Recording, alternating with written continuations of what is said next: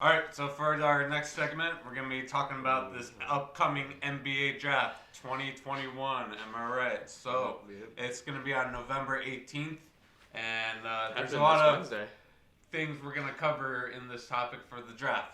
Andrew's going to be going over the top 5 picks. Mandy's going to go over if the Knicks should trade for LaMelo Ball. Matt got the biggest sleepers in the draft, and Kev's got the biggest busts for the NBA draft. So let's get into it with Andrew. What do you got for our top 5? Top 5. First, or actually we'll go 5 through 1 because Matt always gives me a hard time for this. This actually happens 1 through 5. Well, we're going 5 through 1. No. We're doing the opposite. Go 1 through 5. Okay. So number 5, the Cleveland. The first overall pick will be LaMelo Ball. He's going to the Minnesota Timberwolves. Best player coming out of the draft, probably highly talked about, probably because of his following with Lonzo Ball in the NBA already. Yeah, he's a real stud. He fits a purpose. He's good. He's not a stud though. But LaMelo comes out. He comes out with a lot more playmaking, better passer. 6'7", 190 pounds, coming out of the Lithuanian league. Averaged 19.6 points a game, 8.7 rebounds, 7.9 assists. So he played with pros in Lithuania. No one really, that doesn't mean anything, but I mean he's playing against older men. Obviously take the game seriously, so we'll see how that transfers over to the NBA. But definitely a high-risk, high-reward type of player. Absolutely. Number 2, James Wiseman will be drafted by the Golden State Warriors. He's a center out of Memphis. Did not play this past year right before COVID hit. He opted out of the season. 7'1", 237 pounds. In his previous year in high school, he averaged 30. That's not what happened, but that's okay. I'm just saying that's inaccurate for all of our viewers. He didn't play freshman year though. No, because he was suspended for getting money.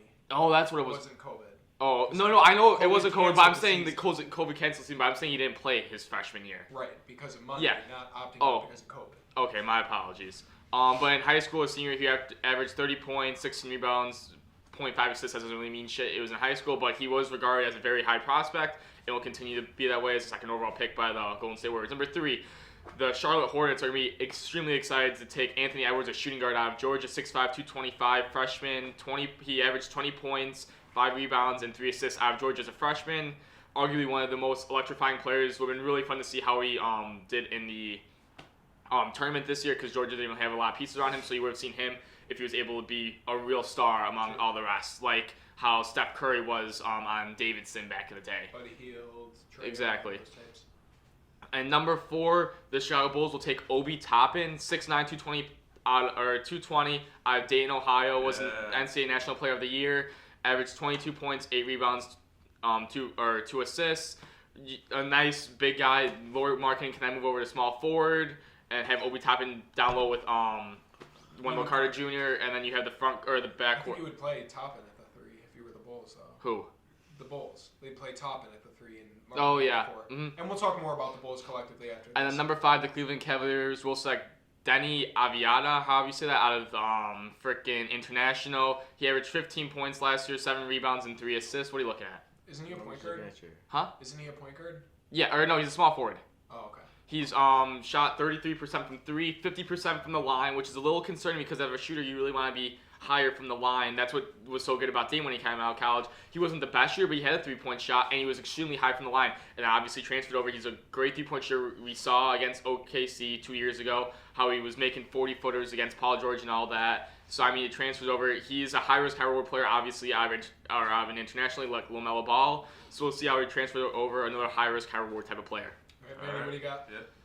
Well, I'm about to tell you why the Knicks should trade for LaMelo Ball. Simply because the Knicks, they need a savior right now in New York. They don't need anybody who's going to become this next stud, blah, blah, blah. They need somebody with popularity, somebody to fill up the seats, and that would be a guy like LaMelo Ball. Let's be real. Ever since he was like 15. Yeah, his dad will be on the sideline reading, you're better than Michael Jordan, LaMelo. But guess what? That gets you views. That gets you people to fill up your seats. And that's what they need right now. Right now they need a LaMelo Ball more than they need an actual elite prospect. They need to fill up those seats right now. Last year they missed out. I'm being sarcastic. Last year they missed out on Zion and got John Morant. No, they got RJ Barrett. They got RJ Barrett with the 4th overall pick. No, he played his role. Got RJ Barrett. But yeah, right now they need somebody to help them, and I think LaMelo Ball will be that guy. So what are they giving up to go? Because they're going from what 8 to 1. Where are they giving up? Everything. I heard he could go like S4. He could go as low as 4. Who said he's going number 1? Yeah, Just I don't think Andrew he's so gonna go far. one for sure. Yeah, that's Yeah, no, Andrew's you're right. projection. But it'll be interesting to see. I think Anthony Edwards might go number 1. But getting into my segment, gonna be a little cheesy because I have top 3 sleepers in the draft, and all 3 come from the University of Kentucky. Yeah. But just for sake of differentiation, I'll get into 2 more after that. Ashton Hagans, point guard. Emmanuel Quickly, shooting guard, and Tyrese Maxey, kind of a point guard, shooting guard combination of both. I mean, really anyone out of Kentucky is always regarded as a sleeper because they never put up those points that you see like an Obi Toppin put up, but they still recruit like the best high school players in the nation, and they're all incredibly talented. The thing with John Calipari's system is he gets them to buy into their role, and that's why Tyrese Maxey, if you've listened to his interviews, he's like, I can do way more than what I did at Kentucky because he only put up like 14 a game, but the offense doesn't revolve around him. No. It's like buying into a role, and that is why these guys are a good fit for any NBA team. I mean, you've seen it with De'Aaron Fox, who went a bit lower in the draft. You've seen it with Shai Gilgeous-Alexander. You've seen it with the most recent guy, Tyler Hero. I mean, these guys always tend to fall a little bit behind in the drafts just because their stats don't look that good, but all 3 of them can be legitimate studs in the NBA. Ashton Hagans, he's a defensive playmaker. I mean, he just wrecks offensive flows. He can play on the ball. He can lock anyone down on the ball. He can play off the ball. Defense is arguably even better. Clogs up passing lanes, things like that. He can block a center. I mean, he literally guarded all 5 positions this year as a 6'2" point guard. I mean, that kid is a dog. He's a playmaker. Emmanuel Quickly, he's been putting in work. He had a couple games where he just went absolutely off. I mean, I see him as a Klay Thompson type where he can seriously just light it up from 3. His three-point shooting has gotten so much better in the offseason. I think he hit like 13 out of 15 threes, NBA threes in the combine or whatever you call it, the workouts. And then Tyrese Maxey, the highest I've seen him going is 8, so it's not really a sleeper, I guess, but he legitimately I've seen him in mock drafts going 18 that low too. Yeah, that's what I was going to say, like 8 to 18. So, I mean, he is kind of that sleeper type. I legitimately think he could be a top 5 pick. I mean, you might not want to take him over a big, but if you're looking for a guard, I think he will be the best guard out of this draft class. I mean, like I said, he can light it up from scoring. He was a 5-star prospect out of high school. Big time. His first game as a college freshman against Michigan State on the national stage, it was prime time, and he pulls up from like 40 and wins the game as a buzzer beater. I mean, it's just crazy, the killer instinct that kid has. So those are the 3 biggest sleepers, all coming out of the University of Kentucky. I'll give you another sleeper from my Oregon, Peyton Pritchard, another point guard, playmaking point guard. I hear he's going to go to Portland, kind of that hometown feel. He's not the most athletic, but the kid can score. He's a dog. He led them. He was on that Final Four team with Tyler Dorsey, Jordan Bell, Dylan Brooks. That team, he led them. And he's just got a lot of skill. Like I said, the only thing that he really lacks is athleticism, which you kind of need for the NBA. So that's the only downside of him. And then this last guy now that I'm seeing, I like, versatile players, kind of like bigs that can play 3 through 5. And this guy coming out of Michigan State, Xavier Tillman, I did hear of him throughout the year. He plays really well off the ball offense. He's a good cutter. Apparently they rank cutting now. He can't really shoot, but he's kind of that slasher guy from the big position. He's also a very good interior defender. Like I said, he can guard positions 3 through 5. A guy like that is invaluable. Coming out of a program like Michigan State with Tom Izzo, always well disciplined, always well coached, another kind of school that just develops very strong players. Maybe not studs, but like a Draymond Green type, a Denzel Valentine type, those type of guys. Kevin? Wait, before you start, Jeff, you want a donut?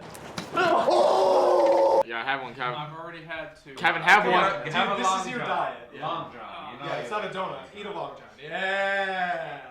Put it right down your throat. Yeah. Oh.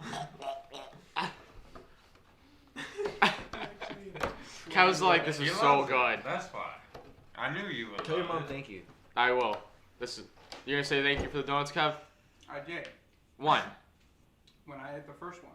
Okay, here's just Yeah, we gotta go get the on segment with over the with. segment. Alright, so I have biggest bust. The biggest bust in the NBA draft will be Andrew's number 1 pick, LaMelo Ball. It's fair. Why? The man has a 25% shooting percentage, and in the NBA, if you're a point guard, you have to be a good shooter to be a good point guard. Thank you, Steph Curry. Yes. And thank you, every other point guard. What about Russ? Except Ben Simmons. What about Russ? He's the best Russ point guard in sucks. the league, and he doesn't have to shoot. Not the best point guard in the league. Yes, he is. We've had this argument many times. We'll add that later. Steph Curry's the best point guard. Steph is way better. But go on. We're not What going to get else? into that right now. I think the biggest problem with him is for the NBA, he's got to bulk up a little bit. He's only, I think, like 180 pounds. He's a point guard. He's really scrawny, and I think that'll cause 190, problems. 6'7". What did I say? 190. Yeah, he's 190 and 6'7". Exact. Yes, he is tall, but he's lanky, and I think that'll give him problems in the NBA for sure. He's got to bulk up a little more, and he definitely has to get a better shot. No doubt his passing is good, but I mean, if you're a point guard and you can't shoot, his shooting needs to develop. And obviously, his brother Lonzo hasn't been considered a bust, but for what he won in the draft, I think he is a bust. And if he goes number 1 and he doesn't project to be number 1, like all the other number 1 draft picks that play, like if you're a number 1 draft pick, you're obviously expected to do great things in the NBA. And if he doesn't, then I'll consider him a bust. So he'll be the next Kwame Brown, or. But even if he's top is it that big of a bust? Even if How about he's like top Anthony 3. Bennett? Yeah, Anthony Bennett too. Or like Alonzo bust. Or like our Markel type, Fultz type of thing, you know, like what kind of bust will he be? Like horrible. Huge bust, or like a Depending if he can't shoot well and he's not even like expected to be a great pass, like if he doesn't pass all these things about his great passing, if he's not a great passer in the NBA, because I mean I've never seen him play. I mean he played in Australia. He's got Steph range. Lithuania, but thank you. He has Steph range, but he shoots like 20% less than him. I'm gonna go with the Markel Fultz bust. Okay. Okay, that's fair. Now we're gonna Because talk. Markel Fultz could shoot, but he like is a bad shooter. Like in Well, college, it's he not could my shoot, fault. His and shoulder now he's a fell bad off of him. shooter. Well, now he's not bad though. He's developing. But he changed I mean, his you have shooting. to. Yeah. You also have to keep into perspective that these kids are getting drafted at 18, 19 years old. Yeah. So I mean, it takes years. like 6 years, and they're No, still no, very no, young no, before it's they even How enter old their is he? prime. You know, like you're 25 and you still haven't hit your prime yet. You've already had 6 years in the league. Like that is significantly beneficial. Guys like Markel Fultz can. That's why Luka Doncic right now is still so like crazy Well- because he's 20, dude, and he averaged 30, 10, and 10 in the bubble. I know, but then. But he was playing against grown adults and where he's from. What? So did So did LaMelo Ball. Oh yeah. Yeah. Okay, real Yeah, quickly, I just want to talk about who the Bulls should draft because that was going to be like our kind of communal Okay. discussion. I like what you said about Obi Toppin going at number 4. I really hope the Bulls do have an opportunity to take him. Like I said, I love that versatility type, that playmaker type. You can play him 3 through 5. You know, he'd mix really well, I think, with a Wendell Carter. Then you have a stretch big with Lauri Markkanen. Mhm. Then you can even keep Zach LaVine, who I'm not a huge fan of. And then a young core of Kobe White that gives you a really nice young starting 5, and then you can worry about putting bench pieces together later with a new coach like Billy Donovan. Still have who I'm Thaddeus not- Young off the bench. What's that? You still have Thaddeus Young off the bench. Yeah, he's not bad. But I honestly would like to see the Bulls. I'd rather see them trade Zach LaVine at some point and draft Tyrese Maxey. And I'm being completely Like, what do you mean? honest. Like, We'll see. like draft Like, down? Not on the day. Like he'll be available. Like, at 4, like Tyrese Zach Maxey. LaVine, like straight Like for, trade him after. I mean, it like doesn't- for Maxey, just straight up those two players. No, like draft Maxey and then get rid of Levine in the offseason, or you know, with the, rest The of Bulls offseason. should probably draft down, don't you think? Or trade down, don't you think, for The Tyrese Warriors Maxey? should trade I mean, but down then- to get Toppin, like you were saying last week. Well, that's not the topic we're Well, yeah, talking we're about. talking about the Bulls. But If like you- I'm saying, yeah. a young backcourt of Kobe White and Tyrese Maxey would be unstoppable. 100%, but I within think the you next can't 5 years. draft him at 4 though. You definitely can. Tyrese Maxey? Would you have taken Tyler Hero at number 4? given No, what you okay, know about this him? is the thing. Absolutely. I would take him at 8. I think you can draft down to 8 and get him at 8, and you get a lot of draft capital for that. You get probably another first round pick you know what I'm saying? You can get some draft capital. There's no reason to draft him that high when he's not projected to go that high, you know? You also have to play the numbers. But you don't know what GMs are thinking about. Yeah, true. I mean, let's see who's going. Who's going 6? That's the Atlanta Hawks. They don't need This Tyrese is Maxey. literally a But bunch of bums. this is true though. Number 7 though, Detroit Pistons. They're not going for a point guard right now. And number 8, the Knicks. That would probably be the one team that would go for Tyrese Maxey at this point. I said this is not the strongest draft class. I think it's been. I think it's an about- underrated draft class. No, I think understand these are like a bunch looking of at the bums. numbers, but Yeah. I mean That Tyrese made Maxey the is list. going to be that good. I think No. you go The 7. I think players, the people that because I don't made think the maybe the list. Knicks won't trade out of that spot. I don't know. Maybe the Knicks want to trade but out. like I said about like buying into a role. So imagine, and he easily could have. He add 13 points per game to his total. So now he's averaging 25. I agree with you. He's gonna be a great player, So but I I mean, don't. compare that to like LaMelo's numbers. Then he is a top. I 5 agree draft. with you. So I'm just saying take you him. can get this type of player and be a good player and also get some draft capital with it. Like what would you get? You can probably get another first round pick. The Knicks probably want to move up. The Knicks want to move up for a LaMelo Ball or like a Denny. Well, I mean, they have to understand realism that they could probably also get Denny Avieto or whatever his name is. Go on. He's right here. He's related next to poor man Steph Curry. That's how he's. Who? His playing style. Who? What's his name? Tyler. I'm looking. Oops. Yeah. Change it. But I understand your point that he's a good player, but I just think you can draft down a pick or two and probably get another first round pick or a first round pick in a future draft. Yes. Okay, so let's say, what would your proposed trade be then? So you would trade the 4 pick for the number 8 straight up, or what would you do? No, I would trade the 4th pick for the 8th pick. I'm not sure what the Knicks draft capital is. I mean, they draft again at 27. The Knicks. So you give the Bulls the 27th overall pick, and you have the 8th and 27th pick. So you get Tyrese Maxey at 8, and you pick whoever you want to at 27. You could pick. Well, you're not gonna pick Trey Jones. You could pick. Let's see who's a big man around there. I mean, Isaiah Stewart out of Washington, Ezekiel Najee out of Arizona. No, I get what you're saying, but still, like I said, I mean, I think it would just be simpler, and you just take. You take the hit, I guess, on the number, because the lottery's fucked up anyway. The Knicks should have gotten the number 1. Oh, 100%. But So I think that's why they're so anxious. I think you can get even more out of them because they need that player, The only reason it's messed up is because how many teams actually entered the lottery. Yeah. Yeah, no, I agree. But like I said, I think they need to get rid of Zach LaVine long term, and then you can trade him just straight up in the offseason for a guy I know Jonathan Isaac is injured, but that's like that Obi Toppin type who's already had NBA experience and who's incredibly young and